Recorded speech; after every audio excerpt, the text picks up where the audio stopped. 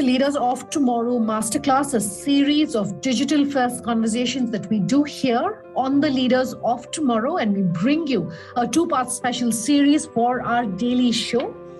Tonight, we are talking about the opportunity for entrepreneurs in the electric vehicle and the clean energy space. What are the big opportunities? What are the big trends? What are the big events which our experts are calling out for our entrepreneurs? All of that being discussed on the show tonight. Let me quickly introduce our guests. First, Anand Barjatia, CEO of Sun Mobility; Akash Gupta, co-founder and CEO of Zip Electric; Ketan Mehta, founder and CEO of Hop Electric Mobility.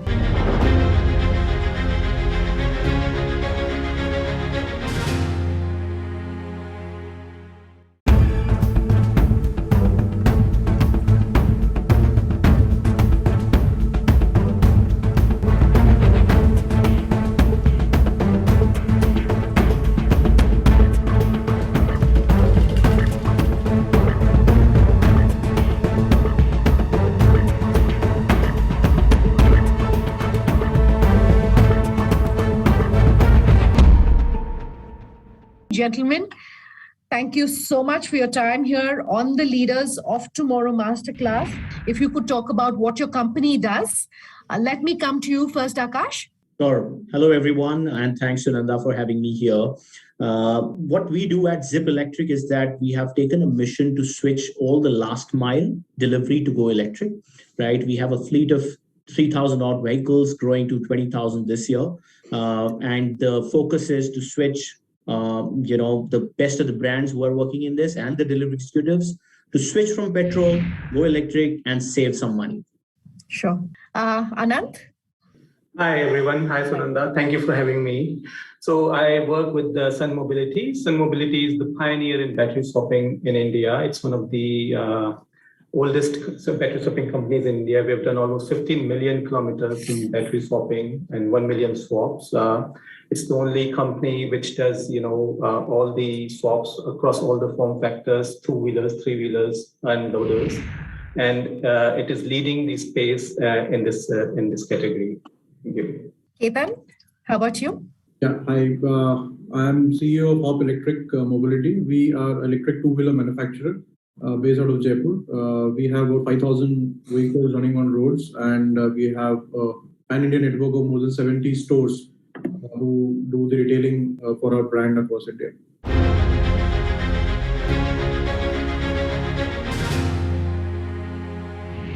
I want to talk about some of the big events which have happened and are happening and will take place in some of the big events and the trends which will impact the life of entrepreneurs who are looking at the clean energy space.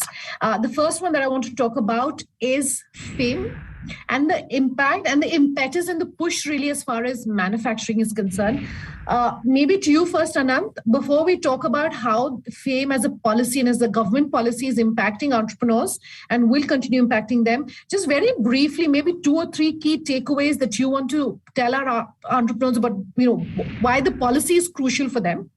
And then talk about why that as an event, this group feels is crucial and important for entrepreneurs in this space. Thank you, Sunanda. So see, across the world, it's very critical in a nascent space like EV, when you're trying to build this up, you need government support. Without government support, you cannot kickstart this. You need scale. And before getting the scale, a lot of work needs to be done. And these subsidies help a lot. So the government started with FAME in 2015 and then came up with FAME 2, 10,000 crores, right? Out of it, 8,500 crores was towards the EV, then 1,000 crores for charging. So this is what has kickstarted. If you see the trend, because of this FAME 2 last subsidy, the trend has just grown up. Like 300,000 EV vehicles on road today is just phenomenal. And I think with the last announcement that came with the finance minister, things are just heating up. So I think it is one of the biggest triggers for kickstarting, for the entrepreneurs to look into this space, because it just changes the commercials of the entire thing. Okay. How is it really changing the commercials? How is it impacting the life of an entrepreneur in this space? Ketan, to you, why is this policy crucial according to you? How is it impacting entrepreneurs in the space that you're in? The policy clearly incentivizes sale of electric vehicles by giving 40% of the vehicle process subsidy. And that just makes, EVs which are already technically better than, let's say, ICE vehicles, but now they are priced also better than the ICE vehicles. So you are getting a technically superior product at a lesser price compared to the others. So it's kind of a no-brainer for any consumer to shift. And it helps, of course, once the consumer starts to shift, all the products, all the services built around that also begins to sort of grow. And that gives us an advantage as a manufacturer to build superior products, put in superior technology, give things which we wouldn't have given without this incentives. And it helps us building scale. And once we reach that kind of a scale, then it's like we are in auto mode and we don't need those subsidies maybe 2 or 3 years down the line. So it's a very nice initiative which has been given, and it's in the right direction. Sure. And there's an entire thrust as far as the government is concerned, the big, if I can call it, agenda that the government has set by 2030 when it comes to electric vehicles. To you, Akash, perhaps you can also respond on why you feel FAME is crucial as an event, if we can call it that, for entrepreneurs in the space. But also, what more would you like to see? Because we're having all these government policies, and I'll come and talk about the challenges in just a moment. But what more would you like to see? Frankly, we, being in the business of shared mobility, shared electric mobility, being 4 years old, we realized that one thing that can become a deterrent for adoption is the huge upfront cost of owning an electric vehicle or buying an electric vehicle. When FAME came in, the good part, which is done by FAME is, one, it's asking OEMs to manufacture things in India, right? So it's in a way baked in with Make in India thought. Right, that's good, right? So that we have the supply chain with us. The second thing that FAME is helping is, as Ketan rightly said, is bringing the cost of a 1 lakh rupee scooter down to 65,000, which for us, it's a boon because, when we want to deploy the capital, right? If it's coming at a 40% off, it's a beautiful, scheme. And that has actually given an impetus to any business and any entrepreneur who's thinking to go electric or switching from a petrol to electric to do it at a faster pace, right? So that's the good part on FAME. In terms of what is support that, possibly we will look for, definitely one of those would be a little bit standardization on batteries, right? Which I think is coming up, right? One more good thing that the government did was to reduce the GST, on electric vehicle adoption from 18% to 5%, which is a very good welcome step, right? And, putting an impetus. But yes, I think a lot of work needs to be now done on uplifting the infrastructure, the swapping, charging, and the batteries. Yeah, and we'll discuss all of those. We're starting to get some questions that are coming in. But first, Ketan, I want to come back to you. Another big event, if we can call it that, of course, PLI, just, dovetailing to what Akash has been saying. Why is it crucial? And for an entrepreneur who's watching and has logged in for today's masterclass and is going to be watching this on air as well, what would you like to tell them about why perhaps this is going to be and is a game changer in terms of a big event and a big push for those in the EV space? PLI, the whole agenda behind PLI is to promote local manufacturing. It's a production-linked incentive scheme, and it doesn't give you capital subsidy, it doesn't give you interest subsidy, but it incentivizes actual production coming out of your factories. So, if you see India, the share of manufacturing in GDP is below 20%, and that kind of share cannot, really give us double-digit growth in GDP. So to put impetus on manufacturing being self-reliant, being sustainable, especially in an industry like EV, where this is just taking off, and some of the other countries have taken a lead already. So this is in step where that will promote localization of components, local investments. And by giving a production-linked incentive, so we are one of the only 6 companies in India who's qualified for that scheme in the new automotive category. And we'll be getting, let's say, 15 to 18% of our revenue as an incentive. So that helps us in pricing our products so effectively that we don't need to really charge anything from the customer. We can sell at cost. And the whole sort of incentive can be given by the government itself for next 5 years. And it also asks us to make some investments, in the plant and machinery in India. So that will promote local manufacturing. It's not only for automobile companies like us, but it's also for component level schemes. So, for example, motors, batteries, cells. So every single component has been incentivized, to make it locally, to make in India, and for exports also. So I think Sure. it will make us an export hub. It will make it self-sustainable for the local population. We have a very huge local market is going to be converted from ICE to, and we don't want to be dependent on imports. Like it should not happen that we've been importing oil for last 50 years and now we are starting to import some of the other critical components in EV. So I think it's very important that we become a circular, sustainable, and a local economy where everything is built and produced, recycled, and then reused within the country. Absolutely. I'm going to slip into a short break on that note. We're back in just a moment.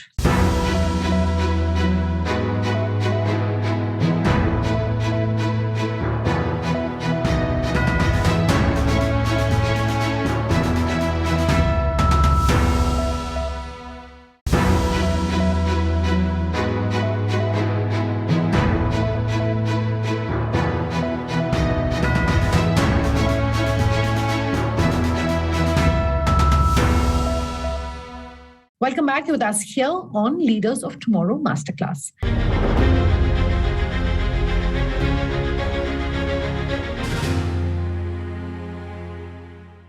Ketan, you were saying exciting times ahead, but I do want to also talk about the percentage of sales of EV globally, of course. Percentage of EV sales to overall, it still continues to be small, and I have 2021 figures, is at about 9%. It has jumped, of course, compared to 2019 when it was at about 2.5%. I'm sure this panel is aware of the figures. This is more for the reference for our audience.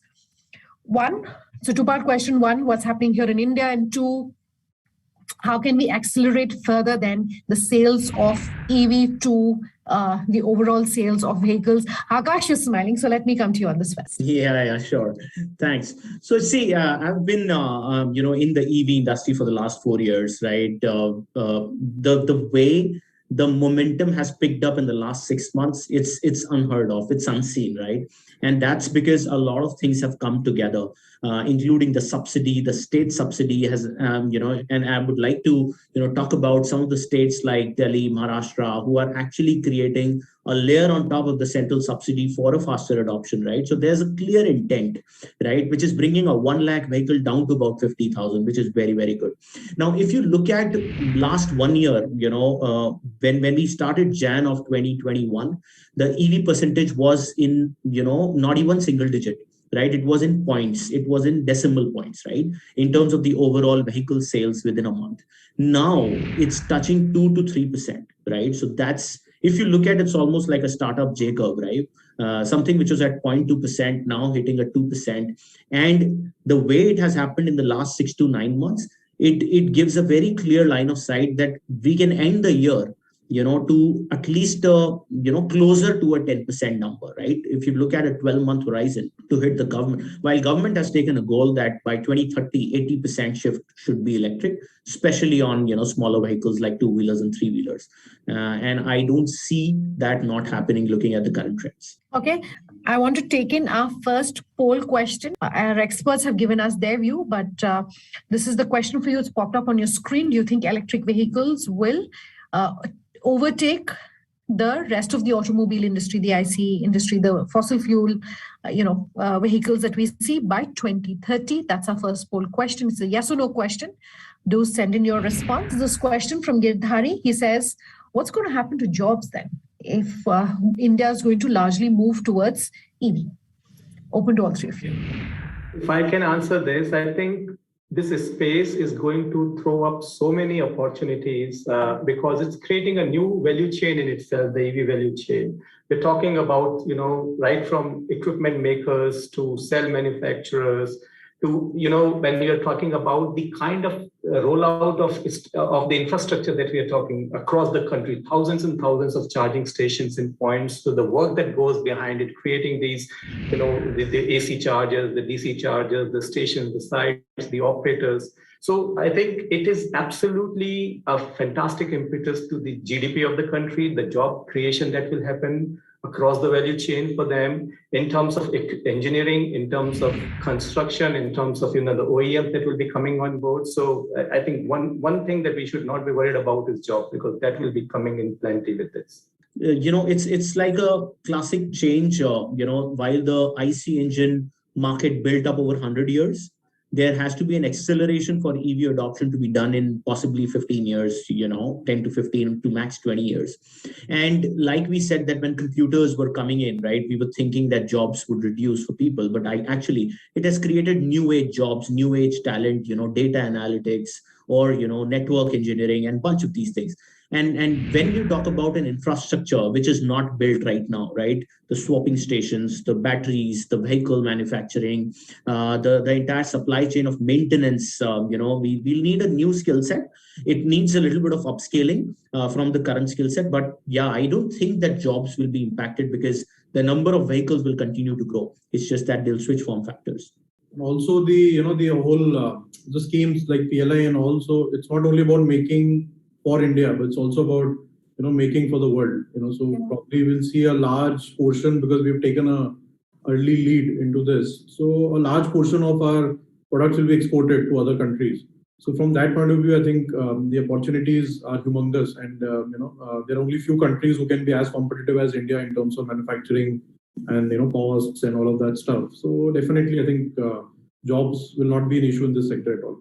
That's always good to hear.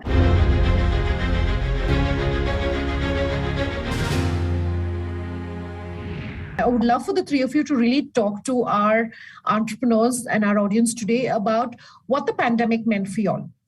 It caught everyone by surprise, of course, but just a personal example of how perhaps your companies quickly responded to the challenge of the pandemic, what that meant for you, supply chain disruptions, all of that being factored in. Pandemic, while it was a crazy exercise for every one of us in terms of personal lives and, people impact, but as a business, we got a great impetus because of, the lockdown. Why? Because while we are into the business of delivering goods, the entire focus shifted towards delivering essentials, including groceries, medicines, food to people. We got so many number of clients talking to us, wanting those service, and kind of grew almost 3 to 4x during those 3-4 months, with more customers getting added. I think at Hop, for us it gave an opportunity for us to regroup and work on the R&D side of our business, more focused on that sense, because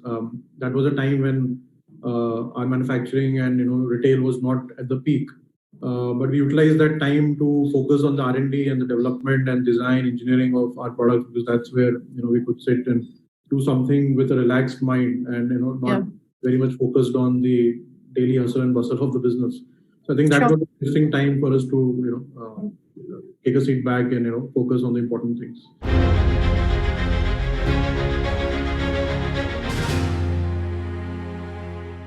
So let me then take in this question, which is coming to us from Pramod Ravi. He says, cost of material and supply chain disruptions pushing up raw material costs, including lithium. Does this mean that products will become more expensive in the EV space? Open to all three of you. Go ahead, Anantya. No, I really hope that this increase that is coming is temporary, because all this while what we saw in the entire presumption was that the battery cost will keep going down, the cell prices will keep going down, right?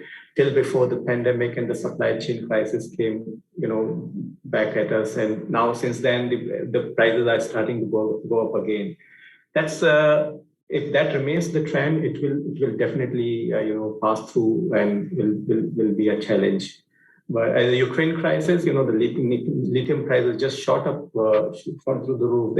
In terms of graphite, the costs are going up. Palladium, the costs are going up. So it's not sustainable if this remains the case. And we just hope that things get better. EV will still continue to be the preferred choice. In terms of total cost of ownership, or if you ask from a comparison point of view. But yes, any increase is not taken lightly But I think it gives a very good lesson for us that we are so dependent on external factors that it's time for us to work on technologies, on developments, on capacities which can be self-reliant, and things which are available to us locally. We should look at on our homeland and see which materials, which mines, which things are available to us, and build products out of that.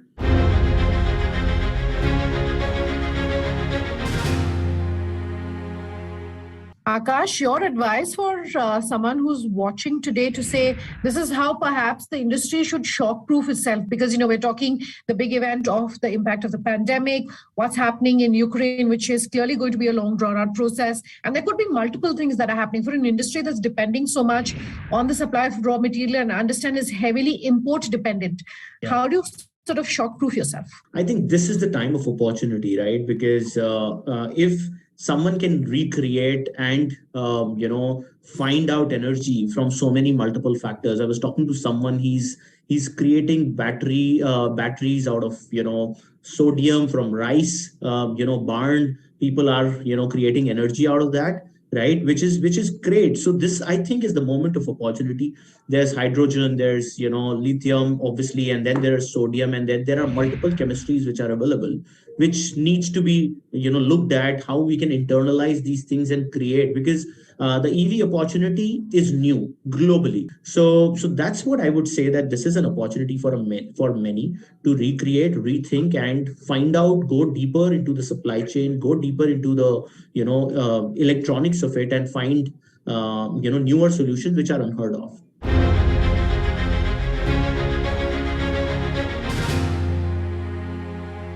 And I also want to take the response to our first poll. 87% of you are confident that electric vehicles in terms of sales will overtake the rest of the automobile sales by 2030.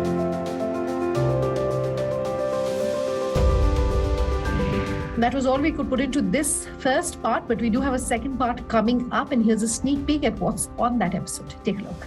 I think government has taken a serious commitment of 500 gigawatt by 2030. One, we are shifting pollution creation, from happening from the roads to far off where the grids are, still being, powered by coal or non-renewables. I think we have seen a very, very strong wave of adoption from across tier 1 and tier 2, tier 3, tier 4 cities even, where people are not hesitant to switch to electric. With that, we're ending tonight's show. If you have any feedback for us, our contact details on your screens as we speak.